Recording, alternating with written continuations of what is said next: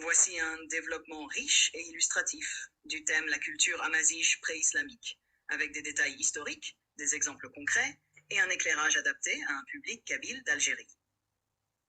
Cette fresque culturelle met en valeur l'héritage millénaire du monde amazighe avant l'arrivée de l'islam.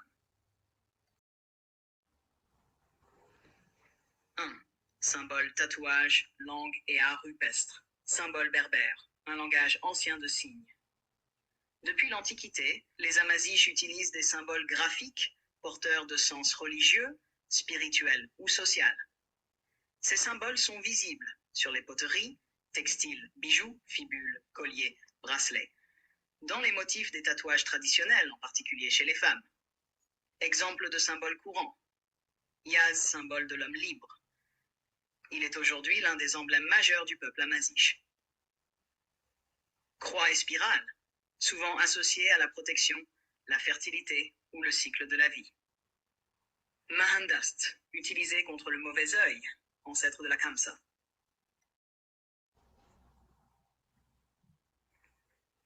Tatouage rituel et protecteur.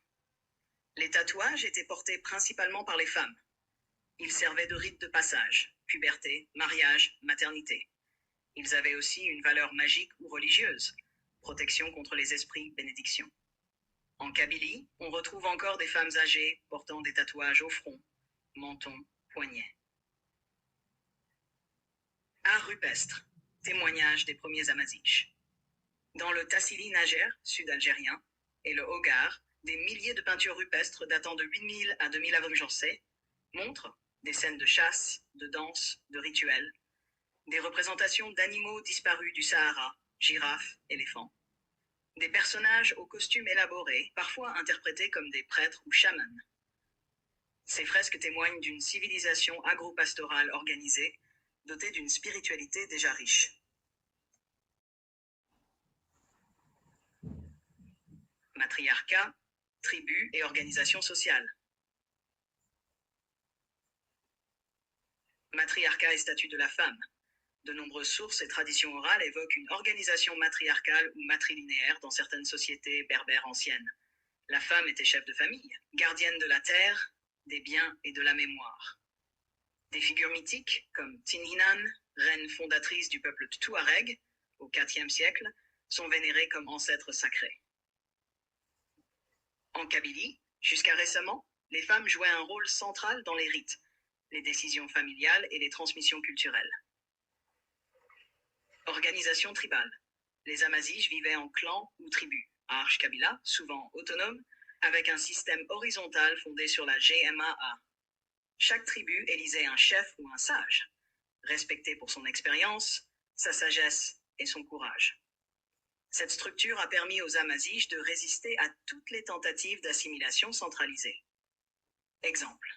Le système Tajmat en Kabylie, forme de démocratie locale, existait bien avant la colonisation et perdura jusqu'au XXe siècle. 3.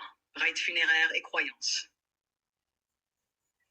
Croyances religieuses pré-islamiques. Les Berbères anciens croyaient en une forme de polythéisme. Ils vénéraient des forces naturelles, soleil, lune, montagne, source. Des divinités locales, masculines et féminines, étaient associées à la fertilité, la guerre, la pluie, la mort. Quelques noms relevés dans l'histoire. Gurzil, dieu berbère de la guerre, vénéré par les tribus Gétules. Amon, divinité du désert, parfois identifiée au dieu égyptien Amon. Tanit, déesse punico-berbère liée à la fécondité, très vénérée à Carthage et dans les montagnes de l'Est algérien. Rites funéraires. Les Amazighes pratiquaient l'inhumation dans des tumulus basina ou des tombes mégalithiques, dolmen, cromlech. Ils plaçaient dans les tombes des objets personnels, bijoux, armes, croyant à une vie après la mort. La présence de gravures, inscriptions ou offrandes laisse penser à un culte des ancêtres très développé.